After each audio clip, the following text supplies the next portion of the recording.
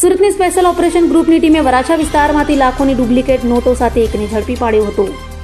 Surat police commissioner Anupamsinh Gehlot દ્વારા દેશના અર્થતંત્રને ખોખલું કરવા બનાવટી ભારતીય ચલણી નોટ લાવી સુરતના માર્કેટમાં ફરતી કરતા ઈસમોને ઝડપી પાડવા આપેલી સૂચનાને લઈ એસઓજીની ટીમ પેટ્રોલિંગમાં હતી. ત્યારે પીઆઈ એ સોનારાની ટીમના એએસઆઈ અમતિયાઝ તથા અનારમાં હેડ કોન્સ્ટેબલ જગસીને મળેલી બાતમીના આધારે વરાછા વિસ્તારમાંથી નકલી બનાવટી ચલણી નોટો સાથે પરેશ પૂનાભાઈ હડિયાને ઝડપી પાડ્યો હતો અને તેની ઝડપી લેતા તેની પાસેથી 5,500,000ની નકલી નોટો મળી આવતા તેની વિરુદ્ધ કાયદેસરની કાર્યવાહી હાથ ધરી હતી.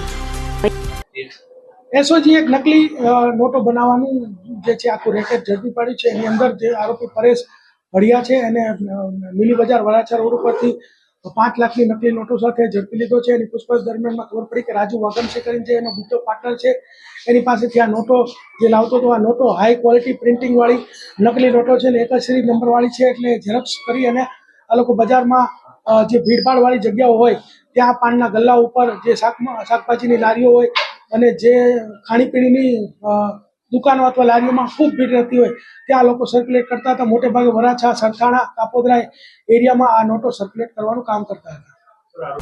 અભય થઈને નિષ્પક્ષતાથી નિરપેક્ષ રીતે વાસ્તવિકતાનો અરીસો રૂપી સચોટ માહિતી લાવતો સત્યની સાથે અભય ટાઈમ્સ.